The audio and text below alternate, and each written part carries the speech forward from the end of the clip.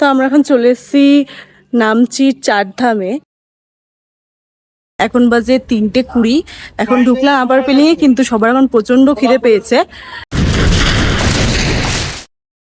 আর এই শিবঠাকুরটাই আমাদের হোটেলের রুম থেকেও দেখা যাচ্ছিল। এটা হলো আমাদের রুম থেকে বাইরের ভিউটা। এখন কুয়াশার জন্য সেরকম কিছু দেখাই যাচ্ছে না, নাহলে এইখানে একটা শিবের মূর্তি দেখা যায়, খুব সুন্দর লাগে দেখতে। আমরা আজকে নামচির হোটেলে চেক আউট করে চলে যাচ্ছি পেলিং এর উদ্দেশ্যে। রাস্তায় সাইট সিন করবো, রাবাংলার নামচির যা যা আছে, আর তারপরে পেলিং আজকে স্টে হবে।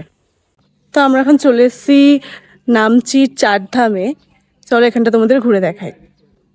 এখানে আছে কিছু দোকান যেখানে পুজোর ডালা পাওয়া যায়, যেটা নিয়ে তোমরা পুজো দিতে পারবে।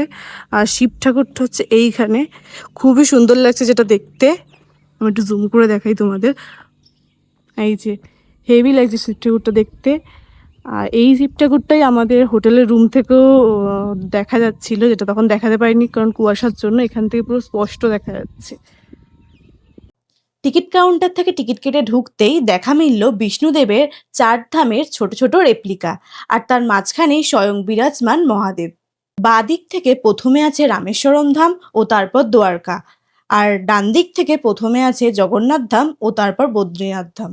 এখানে রয়েছে একটা শোকেস, যেখানে বিভিন্ন দেশের টাকা পয়সা যত্ন করে রাখা হয়েছে। ওখান থেকে ওপরে উঠে আসলেই দেখা মিলবে মেইন যে চার ধাম আছে তার। মন্দিরের ভেতরেই আলাদা করে রয়েছে শুর এক কাউন্টার, যেখানে প্রত্যেক দর্শনার্থীকে জুতো খুলে রেখে তারপর চারধাম ঘুরতে হবে।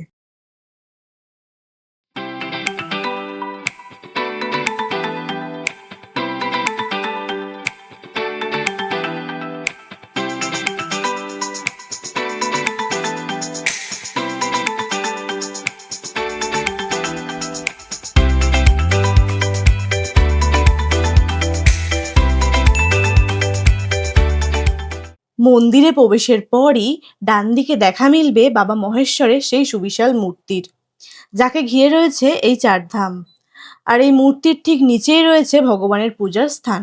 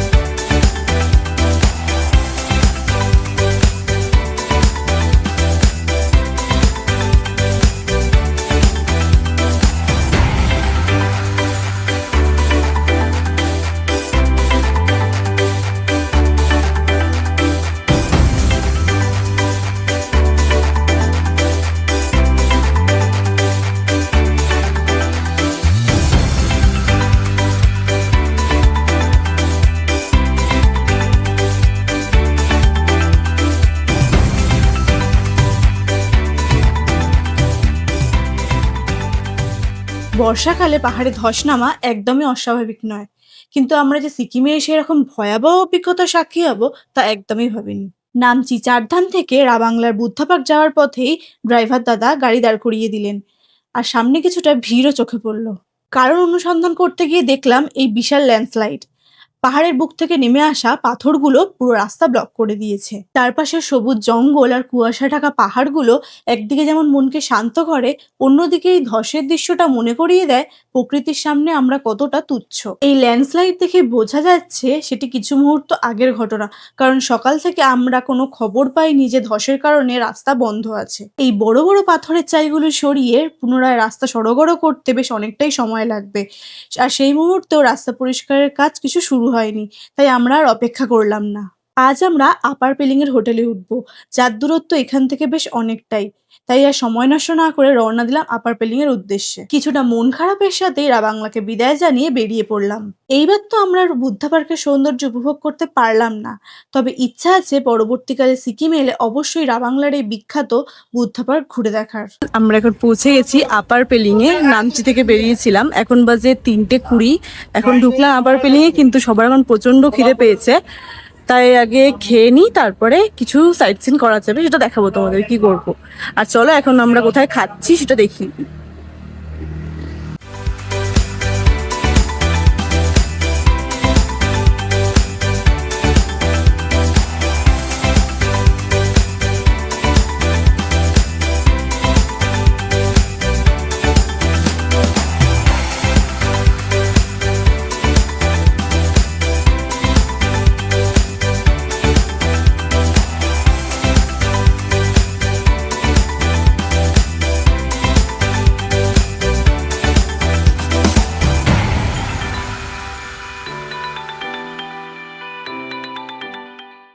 তো পেলিংয়ে আমরা রিট্রিট ক্যাসেলাতে থাকবো, তো হোটেলটা তোমাদেরকে দেখাই।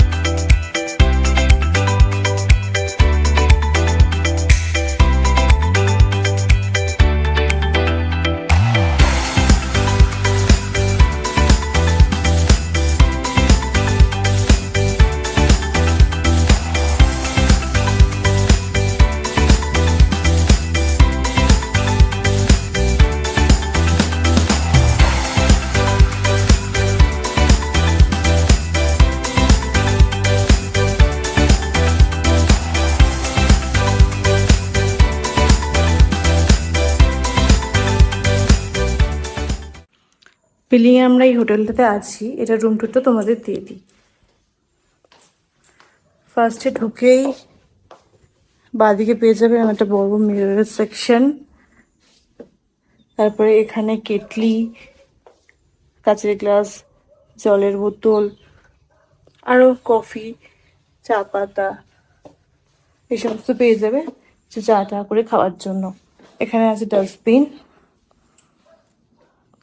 এদিকে আছে একটা বড় বেড,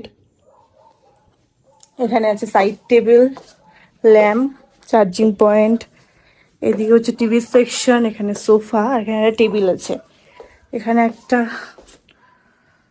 ছোট জায়গা করা আছে যেখানে তোমরা নিজের জামা কাপড় বা অন্য কিছু জিনিসপত্র রাখতে পারো। আর এরপরে দেখাই তোমাদের বাথরুমটা, এটা খুবই সুন্দর। এই যে এখানে একটা বেড টাইপের আছে, এখানে হচ্ছে মিরর, এখানে হচ্ছে পর্দা দেওয়া জানলাতে, এখানে আছে গিজার, টাওয়াল, পর্দাটা সরিয়ে একটু দেখি কি ভিউ আসছে বাচ্চাটা, এখানে কনস্ট্রাকশন হচ্ছে সেটার। এরপর দেখাই তোমাদের এই হোটেলের যে মেন ইন্টারেস্টিং পার্ট, কেন এই হোটেলটা বুক করেছি আমরা, সেটা হচ্ছে যে এখান থেকে কাঞ্চনজঙ্ঘার ভিউটা পুরো ক্লিয়ার দেখা যায়, সেটা হচ্ছে এই ব্যালকানিটা থেকে। তো চলো ব্যালকানিটাতে যাওয়া যাক। এই হচ্ছে ব্যালকানি থেকে ভিউ, এখানে দুটো চেয়ার, একটা টেবিল আছে চা কফি খাওয়ার জন্য বসে। এইটা হচ্ছে বাইরের ভিউটা, এইখানটা পুরো জঙ্গল, দূরে সব পাহাড় আছে, আর ওই দূরে কাঞ্চনজঙ্ঘা আছে, কিন্তু সেটা এখন পুরো মেঘে ঢাকা, তো তাই কিছু দেখা যাচ্ছে না। যদি কাল সকালে লাক ভালো হয় তো দেখতে পাবো, তোমাদেরকেও দেখাবো।